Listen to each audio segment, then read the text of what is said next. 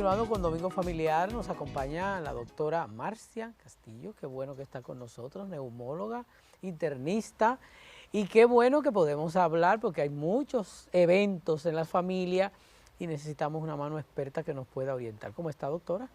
Muy bien, gracias por la invitación y estamos aquí para responder cualquier inquietud al respecto. En la emergencia, que son cosas que manejan ustedes con mucha frecuencia, ¿cuáles son esos casos que más tú atiendes y atienden tus colegas cuando los jóvenes, niños, adultos? En el uso específico de los dispositivos electrónicos. Ajá, tenemos muchos casos y a veces uno dice, bueno, la juca, los muchachos se van de bonche y después entonces vienen las consecuencias.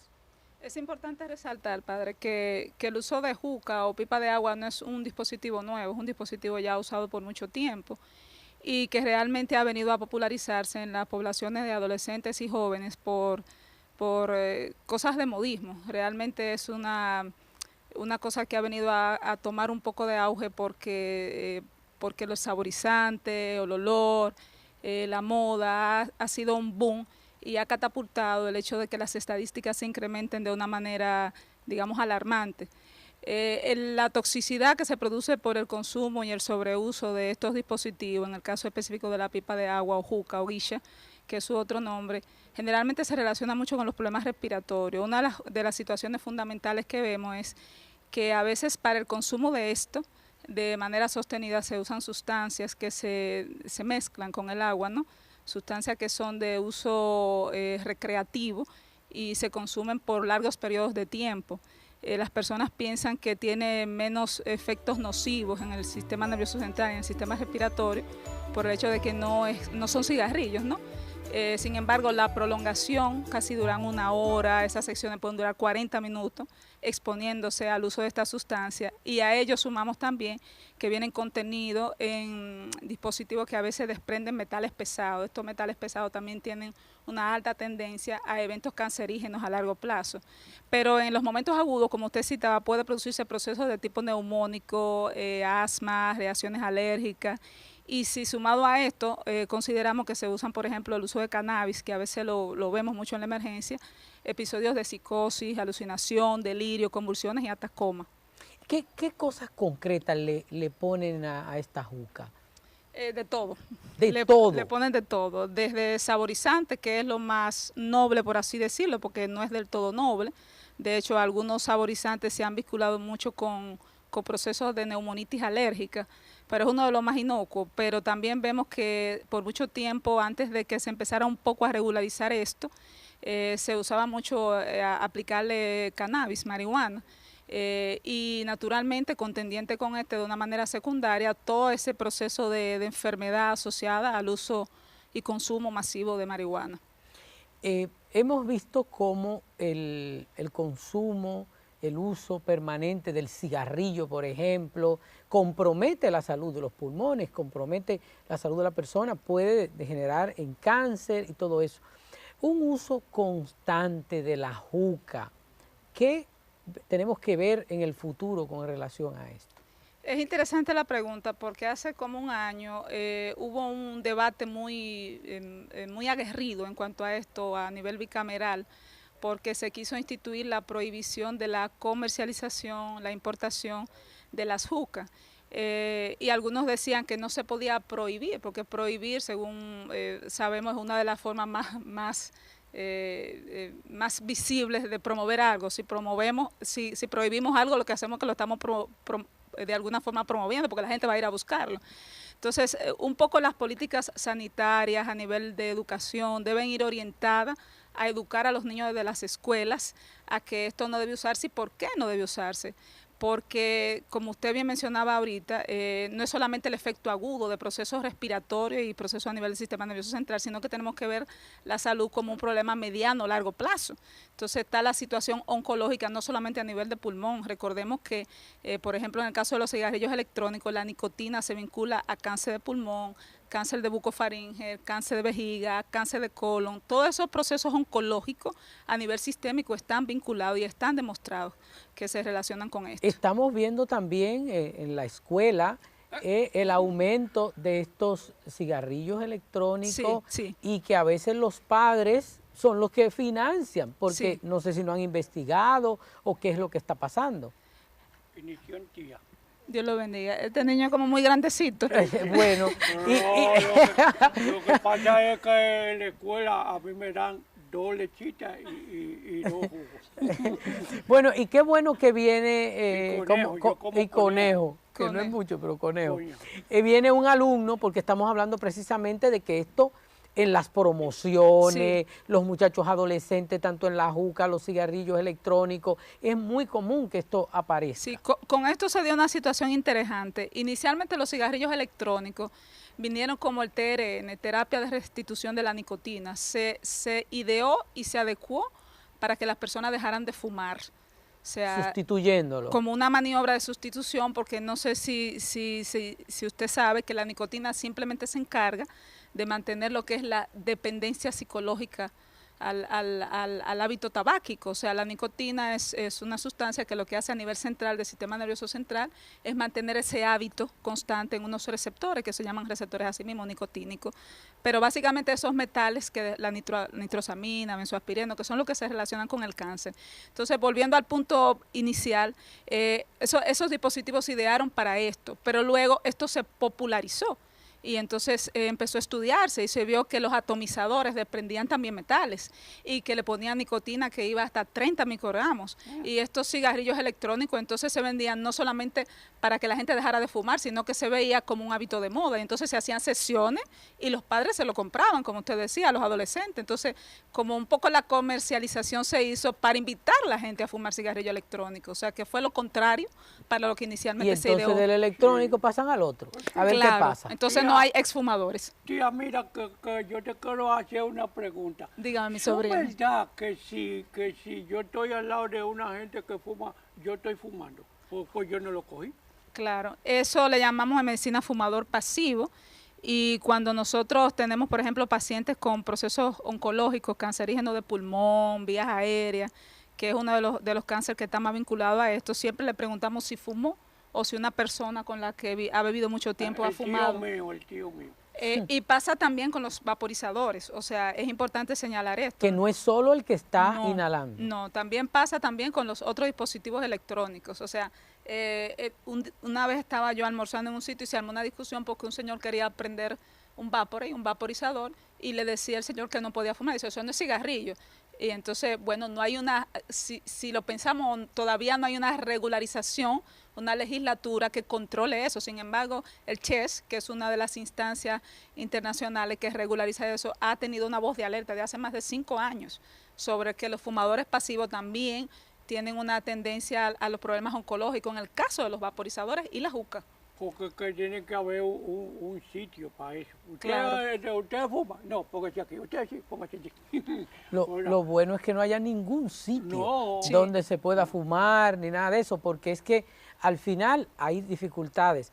Ahorita cuando decía, bueno, que a veces se prohíben las cosas y entonces se le hacen más promoción, Sí. pero fíjese qué ha pasado con el alcohol, fíjese qué ha pasado con el cigarrillo, que solamente la ley pone decir que es dañino para la salud.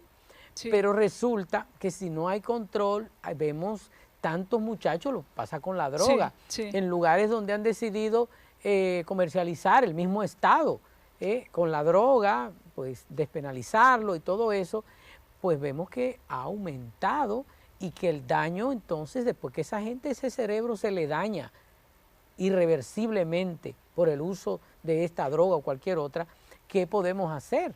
Sí, yo creo que hay que trabajar mucho a la educación y la invitación de todo personal sanitario consciente y coherente siempre debe ser esa la apuesta principal. La educación desde los estratos más Y en la bajos, familia, por en supuesto. la familia, en la escuela, educar a nuestros niños sobre esto. Y debe instituirse políticas sanitarias al respecto, sobre todo porque un joven va y compra un cigarrillo electrónico y no hay una ley que lo prohíba comprarlo. Y de los otros, que en muchas escuelas hay señores que tienen una paletera y lo tienen escondido. Correcto. Y Sí. tía, mira que yo me aprieto del pecho. Y entonces mi mamá me llevó donde una señora que tenía un letrero decía se cura el pecho apretado. Y de ahí para acá es que más me aprieto. ¿Qué dice de eso, doctora? Lo que pasa con el asma, como otros procesos atópicos inmunológicos, que tiende a fluctuar con los procesos de la edad. Entonces, por ejemplo, vemos mucho en locaciones un poco a distancia, en las zonas rurales donde dicen se cura el pecho apretado, pero es que en realidad a cierta edad esas situaciones suelen mermar un poco la edad, pero recordemos que estas son situaciones que también vienen un poco genéticamente determinadas. Entonces, en realidad el asma, como la rinitis alérgica, como la migraña, son condiciones que tienen un poco de genética involucrada. ¿Y cuál es el manejo? El pecho apretado, el asma, ¿cuál debe ser el manejo? ¿A qué no debe exponerse quien tenga esta condición?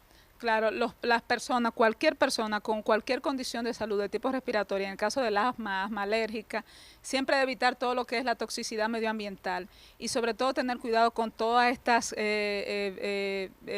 digamos, cosas sí, pero me refiero a las cosas de la habitación, que a veces la entendemos que son benignas, por ejemplo las alfombras, los peluches, acumulan mucho ácaro y el ácaro es una de las cosas que se relaciona más con los procesos de asma alérgica, los aires acondicionados, los abanicos, todas esas cosas siempre hay que tener una tendencia natural a esa limpieza constante, pero sobre todo con la humedad, por eso es importante también. Mi madrina me dice que yo no me puedo llovinar, que eso me hace daño. No se puede llovinar. Y que no me lave la cabeza todos los días.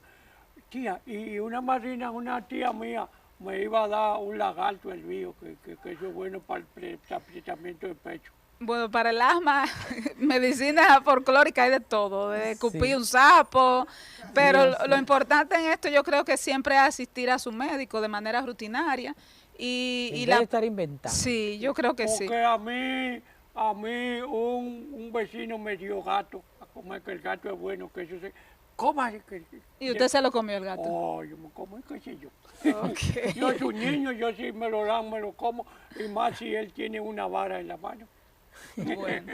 Entonces, el cuidado de las madres, por ejemplo, los recién nacidos, ¿verdad? Esos niños pequeñitos, que a veces usted lo ve, no, que hay que exponerlo para que creen anticuerpos, no sé qué, pero ¿a qué edad debe una madre sacar un niño recién nacido y exponerlo? ¿O cómo sería el manejo?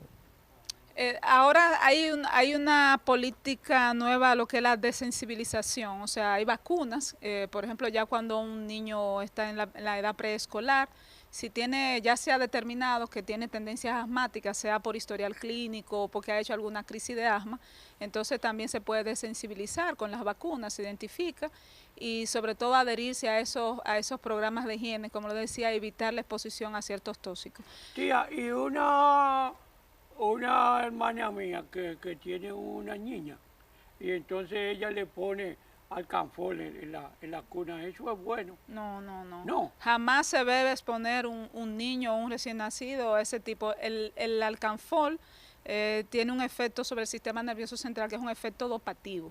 ¿Ah, sí? Actúa en unos receptores que son los mismos receptores de los opiáceos. Entonces, a veces dicen, bueno, se mejoró con el alcanfor, pero también es porque un poco le deprime el sistema nervioso central.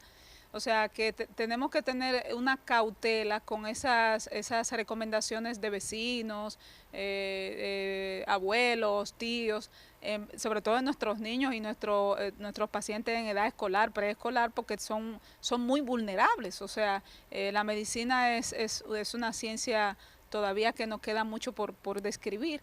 Entonces, y se van descubriendo cosas día a día a medida que van estudiando. Entonces, la gran verdad de hoy es la gran mentira de mañana. Desde Hipócrates sabemos que en medicina no hay enfermedades, sino enfermos, entonces cada caso se particulariza. A veces una persona dice, bueno, fulano se sanó con tal cosa, pero hay que particularizar ese caso y recordar que en medicina hay genética y memética. O sea, la genética es el factor con el que usted viene de nacimiento, nadie se lo puede quitar. Y la memética es la epigenética, todos esos factores medioambientales que usted ha estado expuesto en su vida y son los que sirven como de gatillo para detonar ciertas enfermedades. Con relación a los perfumes, que usted sabe que a veces... Y los animales. Sí, los perfumes, unas personas que usan unos perfumes bastante profundos y fuertes, y entonces las personas empiezan a hacer algún proceso alérgico. Sí, lo recomendable en el caso específico de los pacientes con rinitis alérgica, asma alérgica, es que eviten el uso de ese tipo de sustancias, porque lógicamente esos son gatillos para su proceso respiratorio y otros problemas, por ejemplo, como la migraña, los procesos de dermatitis atópica. En consecuencia, es un asunto de juicio común entender que no debe haber una exposición constante a ese tipo de... Y como decía, los animales, el Claro, gato, niños pues. que andan con los gatos y algunos adultos también encima, los perros. ¿Qué cuidado y qué riesgo puede haber en el manejo de estas mascotas? Sí, con las mascotas, vuelvo y digo, hay que particularizarse los casos, porque el componente alérgico en el asma se ve en algunos tipos de asma, pero el caso particular, por ejemplo, de los gatos, que hay mucha gente que es alérgico a los gatos, a los felinos, lo vemos mucho en la primera infancia. Entonces, si ya se determinó que una persona es alérgico al pelo del gato, o a los excrementos del gato, o al perro, entonces ya los padres deben tomar la conducta para de una forma que no sea psicológicamente traumante, porque ya ese niño a veces está acomodado a esa mascota o lo que sea, ver de qué forma se le desvincula y se le explica. Tía, mira, cuando que yo estoy apretado del pecho, ¿verdad? Cuando que... Usted no se afloja la correa, a veces que usted está muy... Sí, porque mi mamá me cuida mucho y cuando me van a cortar, que yo estoy apretado, entonces ella me pone mentol en los pies y entonces me pone una media, que yo a medianoche me la quiero demasiado calor. Eso sirve tú. No, con lo del mentol es igual que con el alcanfor, con el único atenuante que el mentol, bueno, hace unos años salió una recomendación del FDA sacando todo lo que era Big Vaporub del mercado, la gente lo sigue comprando. Pero O sea que eso, que todavía se anuncia incluso, Sí. esa fricción que le daban, ¿verdad? Al niño por la noche, le untaban y todo eso y decía Porque que... mucho viejo es el perfume que usan, ¿no? sí, Bueno, pero el Vivaporub, específicamente, no por mencionar una marca en específico, hace una década, tiene que tener una década, la FDA hizo lo que nosotros llamamos un red flag, una bandera roja sobre esto, y ya se dijo que no que es, no debía no es- usarse. No ni debía ese usarse. ni cualquier otro, así de los mentol y ese tipo de cosas. Sí, porque se hizo la alerta con ese, pero todo aquel químico parecido se entiende por lógica que debe ser el mismo efecto nocivo de injuria en el sistema ¿Cuál debería orgánico ser del el individuo. manejo? Algunos dicen que mejor unos pañitos tibios o un poco de agua o qué cosas, porque la gente lo sigue usando. Claro. ¿Qué cosas son prácticas y cuáles Y no educar- deberían y usarse? educar a mi mamá que no me bañe con pipí. Que no lo bañe con pipí, ok. El axioma de primum non nocere, lo primero es no hacer daño, permanece. O sea, lo primero es no bañar. O sea, a veces hacemos cosas entendiendo que es favorable, pero entonces lo que hacemos es que hacemos un mal. Entonces eso, evitar todo ese tipo de cosas que no están científicamente demostradas es lo primero. Lo segundo es que usted debe tener siempre a mano el teléfono de su médico porque cualquier proceso respiratorio como asma, alergia, son condiciones que a veces pueden comportarse de manera catastrófica y tener un impacto vital ¿Por en el qué ser se hizo humano. tan popular el uso de la orina, que incluso en el oído, para la cera, para destaparlo, mí me hicieron y beber un un baño trago. y un baño completo de orina? ¿Por qué se hizo popular? Correcto. En el caso específico del uso de orina, para el prurito, por la orina se excretan una serie de compuestos que son tóxicos para el cuerpo, pero los uratos específicamente tienen un efecto que es antipruriginoso. De hecho, no es para que ahora se unten orina, pero los uratos tienen un Yo me efecto... decía que a mi mamá que no me bañe que no- más. pero tiene un efecto antipruriginoso y de hecho también en el tema de tomar la orina había una corriente que era la urinoterapia que lo usaba mucho en la medicina oriental porque se decía que lo que se leía podía volver a entrar. Pero en la medicina científica probada, hipocrática, nosotros no usamos eso. O sea, O sea, está demostrado que ingerir orina no es no, para de nada. ninguna manera. Para nada, para nada. Tía, y son verdad que cuando uno está apretado del pecho no debe comer con. Con, usted ve, ahí se me sorprendió. No, esa no la había escuchado. ¿Y qué relación puede tener? Porque me sofoco comiendo. Se sofoca comiendo con. Debe ser la cantidad. No, y además como usted está mudando los dientes, a Sí, lo mejor tú por ves. eso no le han dicho que no abuse de eso. pero sí es importante eso de no hacer daño, o sea, evitar llevarse de recomendaciones no científicas y tratar siempre de tener a mano el teléfono de su médico. y de alguna forma tener siempre esa educación. Ahora mismo, gracias a Dios, hay muchos portales de educación online que son confiables, que sirven para uno educarse también, y muchas páginas de interacción donde la gente puede tener, por ejemplo, cierto nivel de educación, porque hay que autoeducarse. O sea, la medicina también es una responsabilidad del paciente. ¿Cuáles son estas enfermedades respiratorias más contagiosas y de las que hay que cuidarse más en este tiempo, porque estamos en el trópico? Claro, bueno, acabamos de salir precisamente del virus de la influenza. Gracias a Dios a nuestros adultos envejecientes se le proveyó sus vacunas, porque tenemos grupos de riesgos. O sea, cuando hablamos de grupos de riesgo son poblaciones vulnerables donde nosotros tenemos que tener un nivel más alto de alerta para la prevención de dichas enfermedades. Por ejemplo, los adultos mayores, los niños, las personas con enfermedades crónicas no transmisibles como la diabetes, las personas con problemas oncológicos. Esas son personas que tienen, las poblaciones que tienen trabajos que lo exponen a ese tipo de situaciones, donde tenemos que tener más cuidado con esas enfermedades infectocontagiosas. Aunque no lo creamos, la tuberculosis sigue siendo una enfermedad presente en nuestro país. Recordemos que la tuberculosis es una enfermedad de poblaciones depauperadas, o sea, donde hay una desnutrición y uno cree que no existe, pero existe en muchas poblaciones rurales de nuestro país. La tuberculosis sigue siendo un problema real, y las enfermedades virales, que son por brotes. Recomendaciones para trabajadores, por ejemplo, ebanistas. Correcto. Que usted los ve, que no se ponen los pintores, los que bregan con fibra de vidrio, sí, con hierro y todo ese tipo de cosas. ¿Cuáles son las recomendaciones para estos trabajadores? Nosotros tenemos medicina laboral en nuestro país, o sea, tenemos especialistas en medicina laboral, pero yo siento que estamos anquilosados en ese tenor. O sea, nos faltan dar muchos pasos para que todas las instituciones y todas las empresas que tienen empleados que son poblaciones de riesgo para enfermedades respiratorias tomen las medidas del lugar para prever esas cosas. O sea, personas que han trabajado toda su vida en bombas y nunca se han hecho un análisis de plomo, por poner un ejemplo. Personas que han sido ebanistas en empresas grandes y nunca han tenido protección con mascarillas.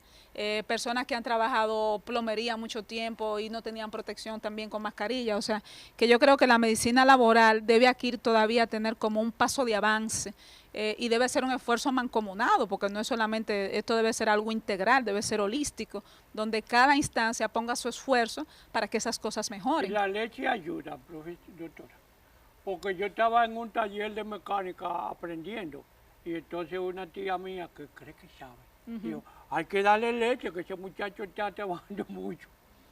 Pero algunos lo relacionan, por ejemplo, que está pintando el día entero para desintoxicar, entonces le van a comprar un cartón de leche. Si la leche sirve para la toxicidad. Sí, para eso. Bueno, cuando un paciente, por ejemplo, llega con algún tipo de intoxicación por vía digestiva, nosotros usamos, por ejemplo, cuando estimulamos la catarsis intestinal para que se elimine el tóxico, una de las cosas que usamos es la leche. O sea que tienen razón entonces. Bueno, mi tío decía, que no era médico, que la medicina, que la creencia popular es una ciencia también, lo único que no es medicina basada en la evidencia.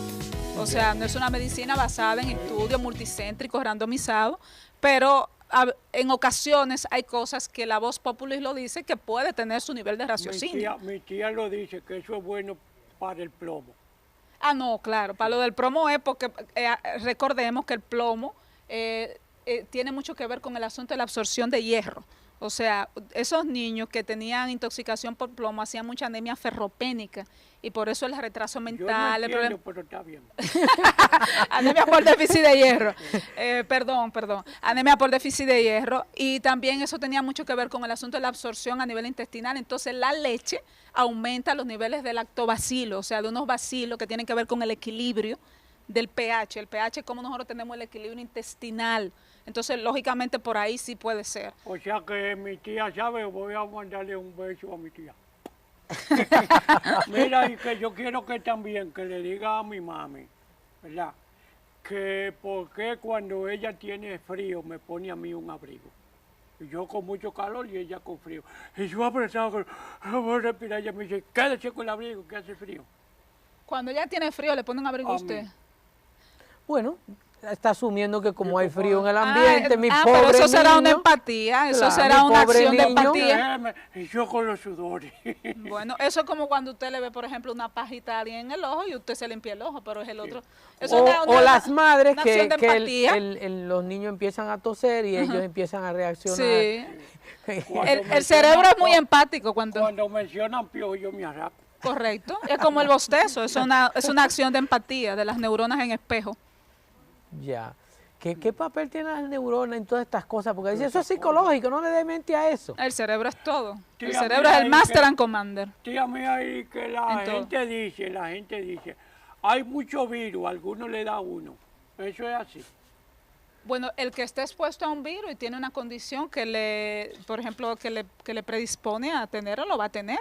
O sea, si por ejemplo estás expuesto en tu aula, en tu escuela, ¿en qué curso que tú estás? En cuarto. En cuarto. Porque Sí. me bajaron. Yo estaba en quinto y me bajaron. Ok, si allá en la escuela hay un proceso respiratorio y todos los niños lo tienen, y por ejemplo tú no estás bien alimentado o estás expuesta a esa situación de esos virus muy constantemente, porque los virus se transmiten por las partículas de Flúor, que son unas partículas respiratorias, entonces puede ser que los contraigas, claro. Tenemos una llamadita, buenas. Buenas, Bendiciones, a su orden. amén, gracias. Mire, yo quiero preguntarle, los nervios con qué se combate. Los nervios. Sí, Los problemas nerviosos. sí, Ok, los problemas nerviosos son una estela de síndrome clínico, o sea, para poder responder esa pregunta habría que saber exactamente. ¿No será que se refiere a ella a algún tipo de problema mental? Porque dice, está enfermo de los nervios. Sí, la gente usa eso de una manera una sombrilla para cubrir muchas cosas, desde depresión hasta problemas, por ejemplo, de bipolaridad, o sea, pero cualquier condición de la esfera psiquiátrica, como es una cosa que se estigmatiza tanto, la gente tiende un poco a apagar eso, a ocultarlo, lo oculta y no suele ir a los médicos, lo vemos inclusive en personas con cierto nivel educacional, tienen una condición psiquiátrica, la que sea, hasta depresión, y no les gusta ir al médico porque... Está en manos de psiquiatra, ya. Sí. Ya lo Ya descalifican. eso genera, inclusive nosotros los que somos creyentes a veces pensamos que no nos podemos deprimir, no, yo soy creyente, yo no me puedo deprimir y no le gusta ir a los Tía, psiquiatras. mira, y mojarse caliente hace daño. Mojarse Que caliente. uno está jugando y llueve, uno sigue jugando. Usted me ha hecho preguntas más difíciles que el padre. Es que yo soy más tigre. Caramba, pero yo voy a buscar a los filósofos presocráticos para sentarlos aquí al lado mío.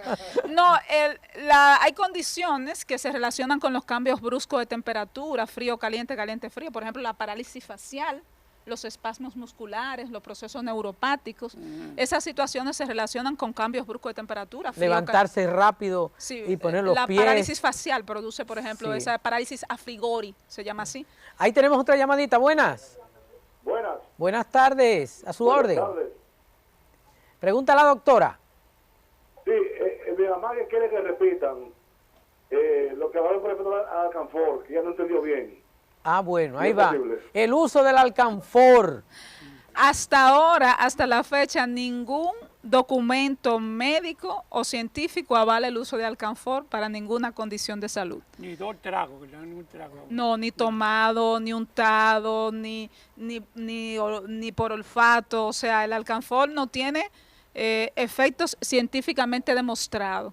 Y queremos recalcar sobre eso, sobre el tema de lo primero es no hacer daño. Inclusive cuando se lo ponemos a un pariente menor, a un niño, un adolescente, lo que estamos haciendo en cierta forma es dañándolo. ¿Y para qué que entonces una hermana mía tiene una copa en la casa con agua y dos cosas de alcanfor?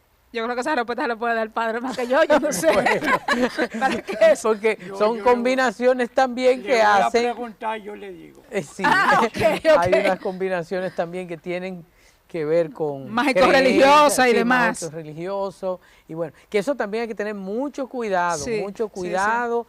Personas curiosas, bueno, la señora del alcanfor ya sabe no usarlo, no usarlo.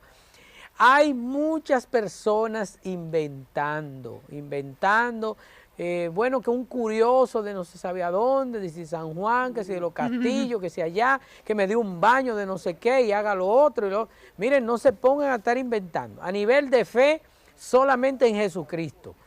¿verdad? Yo le preguntaba, a propósito de mi tesis, a una persona que daba números y todo eso, y digo, pero ¿por qué usted no se ha sacado nunca? Sí, y ¿verdad? usted vive dando números. Ahí tenemos otra llamadita. Buenas.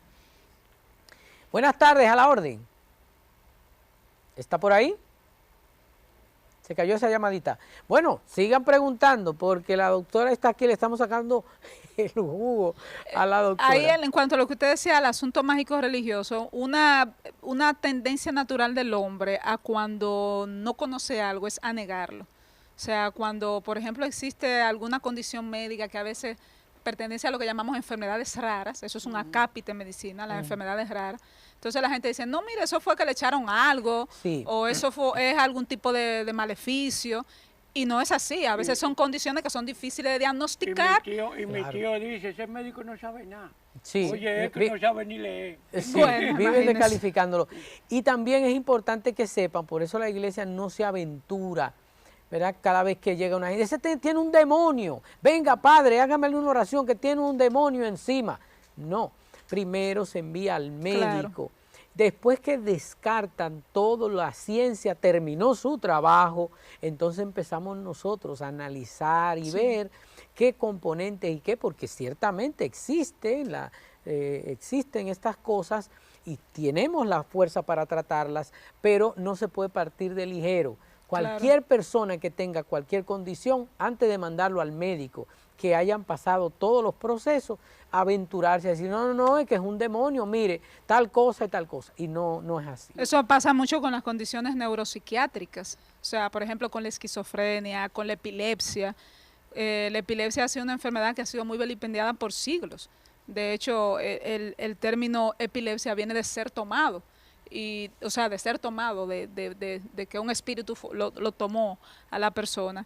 Y a veces cuando una persona convulsiona y el que está alrededor no conoce lo que es un proceso convulsivo, inmediatamente dicen que esa persona está poseída. Y que lo dejaron convulsionar cuando chiquito. Correcto. Sí. Y esas células cerebrales sufriendo y dañándose. Sabes que aquí sí está muy generalizado la combinación del animismo, el sincretismo religioso, Claro. con las montaderas, Sí. Beliebelcán, Gumbolinjó, toda esa cosa, Metricilí, todo ese tipo de cosas. Y la gente que no fuma ni bebe, cuando están en estos trances, fuman, beben y hacen muchísimas cosas. Sí. ¿Qué explicación le han dado ustedes a estos comportamientos? Son estados de conversión, o sea, desde Jean-Martin Charcot, el padre de la neurología, gran conocedor y fue el educador de Freud y de Gilles de la Tourette, de grandes de la ciencia. Jean-Martin Charcot estudió lo que es la histeria, que inicialmente se describió como una enfermedad de mujeres. Histeria viene de útero. Entonces hay un cuadro clásico en la Salpêtrière, que es la escuela donde vienen los grandes neurólogos del mundo, donde está Jean-Martin Charcot con una mujer con los ojos vertidos, los brazos extendidos, como si estuviera siendo tomada por un ser.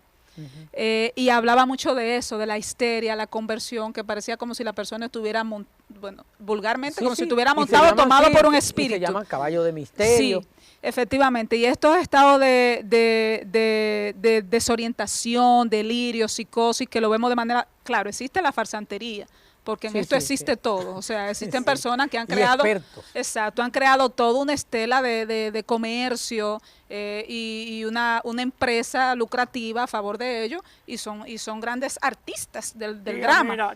Mira, para que hablemos de algo que yo entienda. Perdón. Excúsame. Mi madrina, que se llama Pirín, doña Pirín, ella me pica una cebolla, ¿no verdad? Y le echa azúcar prieta y me da esa agua, que eso es bueno para la gripe. Cebolla y azúcar prieta. Y la pone en la nevera y después me da esa agüita, que con eso te va a curar. Ya yo voy a cumplir 8 años y no me he curado, pues siempre que sí, que te va a curar. Que sí. Sí, sin embargo, tal vez ahí en cuanto a los productos naturales y a la medicina natural, tal vez uno no tendría tanta aversión, porque la medicina natural existe antes de la medicina hipocrática. Claro. O sea, es una medicina milenaria. Y lo que pasa con esa medicina es que nunca debe sustituir la medicina científica. O sea, debe ser algo integral y que esté estudiado, lógicamente, o con algún basamento científico. Que alguien lo vigila. Tenemos una llamadita, la gente está muy activa. Buenas. ¿Aló? Se nos cayó esa llamadita. Porque mira, tía, que a mí me indicaron un jarabe. Y entonces cuando mi papá fue a ver lo que estaba caro, El jarabe. entonces averiguó y no lo vendían en Promesia. Bueno, ahí sí Ok. tenemos la llamadita. Buenas. Buena. Bendiciones. La pregunta a la doctora. Quiero hacer una pregunta a la doctora, si es que yo estoy confundida o si es una realidad. Respecto a las personas que se suicidan, que dicen que se suicidaron porque estaban deprimidos. Entonces yo pienso, en ignorancia, que una persona que cree en Dios no se puede suicidar porque simplemente esté deprimido. Yo no, como que no acepto eso, que una persona se suicide porque esté deprimido, porque para eso está Dios, para uno pedirlo a Él. Yo quiero entender eso, porque me está pasando un caso y yo quiero entender eso, por qué una persona toma una decisión así solamente porque esté deprimido. La depresión y el suicidio son temas muy, muy álgidos, son temas muy espinosos, sobre todo porque recordemos que la psiquiatría ha venido avanzando hasta la química cerebral. O sea, la depresión, la manía, los problemas de bipolaridad son problemas de la química cerebral. Y tenemos Problemas de salud. Son problemas de salud. Ahí no podemos confundir las cosas. Yo creo que debo ser enfática en este punto. O sea, cuando una persona da signos claros, tenemos casos recientes. El caso del chef, famosísimo, que se suicidó, y de la crítica de moda, la francesa, que se suicidó. O sea, en estos casos, cuando una persona da signos claros de depresión, que esté apático, que usted lo oiga con esos mensajes de pesadumbre, con esas ideas de suicidio, debe haber una voz de alerta de la familia y en la escuela, porque el suicidio es una pandemia hoy día. El suicidio siempre ha existido. Sí, pero es una realidad, es una realidad tangible y debe ser una situación que debe ser enfocada desde la familia. Nosotros como creyentes también tenemos que tener un nivel de sensatez en ese tenor. O sea, la depresión es una enfermedad y es un desbalance en los químicos, en los neurotransmisores que tienen que ver con la estabilidad del ánimo. El ánimo es una curva. O sea, el ánimo es una curva que tiene que ver con lo que es la manía, que es el estado más alto de alegría, y la depresión, que es el estado bajo. Por eso le decimos la curva de la timia. Por eso vienen eutimizantes, esos medicamentos los llamamos eutimizantes. Y las enfermedades depresivas las llamamos distimias. Entonces, cuando una persona da signos claros de depresión, indistintamente de su creencia, claro, la fe, la familia, los sistemas de apoyo, que es como nosotros les llamamos, ayudan a hacer una plataforma que mejore la calidad de vida de la persona y le ayude a asirse a la vida. Pero la depresión es una enfermedad. Claro. Miren, el cerebro se enferma. Claro. Se enferma. Como cualquier órgano. Y hay que tratarlo, Y por eso, bueno, mucho cuidado. La oración nos ayuda, el sacerdote que pueda dar una mano, pero cuando ya se escapa y la química del cerebro y cuando la enfermedad avanza, óigame, hay que ir donde los especialistas para que entre todos, claro. Fíjense que no es lo mismo un enfermo que tiene fe que el que no lo tiene. Claro, claro. De modo que sí ayuda, pero se necesita. Por eso le decía ahorita, los mandamos a que agote los pasos necesarios del médico y luego entramos nosotros. Otra llamada, buenas. Buenas. Buenas. Sí, a su orden. Es para preguntar a la doctora una planta que se llama ortiga, que dice que sirve para la demencia. ¿Qué me dice de eso? ¿Cómo se llama? Ortiga. Ortega. Ortiga. Ortiga. Ortiga. Ortiga. Sí. Desconozco el uso de esa planta en la demencia, pero sí, si queremos hablar de cosas integrales en la demencia, existe una dieta que es una variante de la dieta mediterránea, que es un patrimonio ya de la humanidad, la dieta mediterránea, porque los cardiólogos la asumieron porque favorecía mucho el endotelio, la salud cardiovascular, que se llama la dieta MIND o dieta mente. Sería como la dieta mente, es un acrónimo de mente, que incluye todo lo que son, por ejemplo, las cosas con resveratrol, las uvas, los vinos, los granos secos, el aceite de oliva, la dieta verde, que es la famosa fitoterapia, todas esas cosas están concatenada en la famosa dieta MIND o dieta mente. Y hay algunos alimentos que sí sabemos, por ejemplo, que favorecen los neurotransmisores, como la dopamina. Eso lo sabemos, por ejemplo, en el caso específico de algunas habas, de algunas leguminosas que tienen alto contenido en dopamina. ¿Y el ejercicio? Claro. O sea, el ejercicio, la vida sana, el cerebro crea circuitos nuevos cuando hacemos cosas nuevas. Por eso se dice que el órgano crea la función. O sea, si por ejemplo usted es una persona que tiene una vida sedentaria y no aprende nuevas cosas, su cerebro se va a atrofiar. Así es. Tenemos otra llamadita. Buenas. Buenas. Bendiciones. Ya tan amable de repetir sobre los efectos del mentol, las inhalaciones del mentol y los efectos secundarios. Ese mentol ha dado mucho. Ay, caramba. Hoy. No, en el caso específico del mentor es que no está demostrado que haya un uso terapéutico en él, o sea, como sustancia que esté avalado por la FDA, que es más o menos quien nos rige de este lado del continente. No es una sustancia que esté avalada para el uso de ninguna condición médica. ¿Ayuda por el tema psicológico? Existe lo que llamamos placebo. Los placebos son sustancias que a veces no tienen un efecto demostrado, pero desde el punto de vista de cómo la persona tiene la dependencia psicológica de que va a funcionar, funciona. Y eso tiene que ver con los sistemas de recompensa del organismo. Por ejemplo, ¿Y la flecha? La flecha. Yo recuerdo que las... Mire de una vez, mire doctora. Mire. El uso de la flecha, yo creo que esa era una flecha para todos. Si algo es tópico, si algo no tiene directamente un contacto directo con vías aéreas, con vías digestivas. Que usted se beba 2 goticas. No hay problema, el asunto es cuando es algo que se va a inhalar o se va a tomar, pero si es algo tópico, eso no tiene ningún tipo de... Bueno, tía, que yo te estaba preguntando cuando muy bien llamó la señora, mira, Sí. que me indicaban un jarabe y entonces no... No había en promesa. No, y entonces era muy caro. Y entonces lo que mi papá hizo fue que pusieron a hervir 2 arenques con coco y entonces me quedó ese dolor. Porque el arenque se lo comían los adultos y a mí nada más me dieron el aceite. El aceite de coco. el aceite... Ok, el aceite de coco... Dígale que cuando lo vuelvan a hacer me den arenque. Te den arenque. El aceite de coco nuestros maestros de pediatría lo usaban mucho en los programas nutricionales para mejorar el asunto de los aceites poliinsaturados. Claro, hablamos de un uso mesurado, o sea, en la mesura está la virtud, pero nuestros maestros pediatras que trabajaban nutrición, cuando no habían todas las cosas que hoy día hay en poblaciones con escasos recursos, se usaba mucho el aceite de coco pero para todo eso. en equilibrio. Claro, en la mesura está la virtud.